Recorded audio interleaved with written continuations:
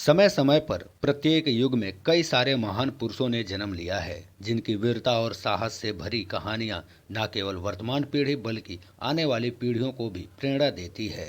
हमारे आज के इस वीडियो में हम आपको त्रेता युग में जन्मे एक ऐसे वीर पुरुष राजा मुचकुंद के बारे में बताने जा रहे हैं जिनके साहस और शौर्य के आगे स्वर्ग लोक के देवता भी नतमस्तक हो जाया करते थे। पुराणों में वर्णन चार युगों में से एक युग त्रेता युग था जिसमें भगवान श्री हरि विष्णु ने श्री राम के रूप में अवतार लिया था।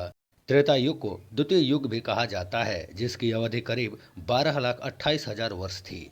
इस युग में एक इक्ष्वाकु वंशी राजा मांधाता हुए जिनके तीन पुत्र थे, अमरीश, पुरु और मुचकुंद। इनमें से राजा मुचकुंद जो कि सबसे शक्तिशाली थे और उनकी वीरता के चर्चा तीनों लोकों में हुआ करते थे। इतना ही नहीं, राजा मुचकुंद के पराक्रम के आगे बड़े बड़े सूरवीरों ने भी घुटने टेके थे। एक बार की बात है जब देवलोक में असुरों का आतंक बढ़ गया था जिससे भयभीत होकर समस्त देवतागण देवराज इंद्र के पास मदद मांगने पहुंचे। जब देवराज इंद्र ने राजा मुचकुंद को सेनापति नियुक्त करके उन्हें देवलोक की सुरक्षा का कार्यभार सौंप दिया, जिसके बाद राजा मुचकुंद ने संपूर्ण देवलोक को असुरों से बचाने के लिए काफी लंबे समय तक युद्ध किया था। हालांकि इस दौरान राजा मुचकुंद पल भर के लिए भी नहीं सोए। इसके बाद भगवान शिव के पुत्र कार्तिकेय को राजा मुचकुंद की जगह सेनापति बनाकर उन्हें सेवा मुक्त कर दिया गया। युद्ध समाप्ति के बाद जब राजा मुचकुंद ने देवराज इंद्र के समक्ष धरती पर वापस लौटने की इच्छा व्यक्त की, तब देवराज इंद्र ने उन्हें बताया कि आप करीब 1 वर्ष से स्वर्ग में हैं और अब धरती पर 1 युग बीत चुका है। ऐसे में अब वहां आपका कोई भी परिचित जीवित नहीं रहा। देवराज इंद्र के मुख से यह बात सुनकर राजा मुचकुंद काफी दुखी हुए। फिर राजा मुचकुंद ने देवराज इंद्र से कहा कि आप मुझे चिरकाल तक विश्राम या नींद का वरदान दे दीजिए।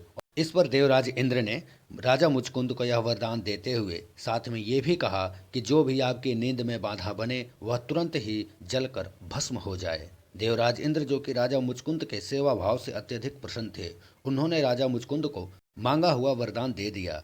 जिसके बाद राजा मुचकुंद श्यामश्चल पर्वत की एक गुफा में जाकर गहरी नींद में सो गए। जिस गुफा में राजा मुचकुंद विश्राम के लिए गए थे वह आज उत्तर प्रदेश के ललितपुर में मौजूद है, जिसे मौनी सिद्ध बाबा की गुफा के नाम से जाना जाता है।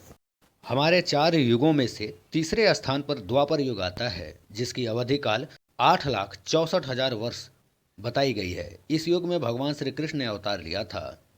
राजा मुचकुंद त्रेता युग से लेकर द्वापर युग के आरंभ तक विश्राम की अवस्था में ही रहे।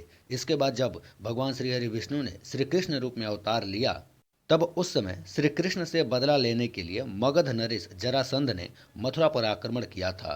तब उसके बाद मलक्ष यानी यवन देश का राजा कालियावन भी मौजूद था जो कि जरासंध का परम मित्र था, जिसे भगवान शिव ने किसी भी युद्ध में अजय का वरदान दिया हुआ था।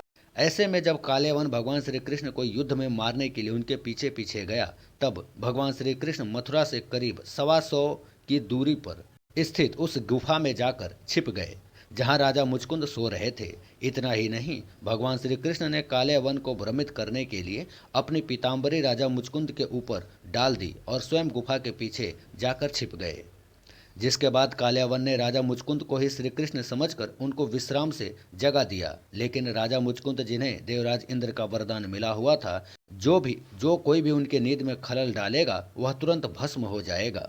ऐसे में कालियावन के ऊपर जैसे ही राजा मुचकुंद की दृष्टि पड़ी वह वहीं भस्म हो गया। इस तरह से राजा मुचकुंद ने त्रेता युग में असुरों से देवताओं की रक्षा की और द्वापर युग में उन्होंने कालियावन नाम के राक्षस का अंत किया, जिससे प्रसन्न होकर भगवान श्री कृष्ण ने उन्हें अपनी असली रूप अर्थात भगवान श्री हरि विष्णु के अवतार में दर्शन दिया। जिसके बाद राजा मुचकुंद ने श्री हरि विष्णु से कहा कि हे प्रभु, मैं अपने जीवन से मुक्ति चाहता हूँ, कृपया मुझे मोक्ष का रास्ता दिखाएं।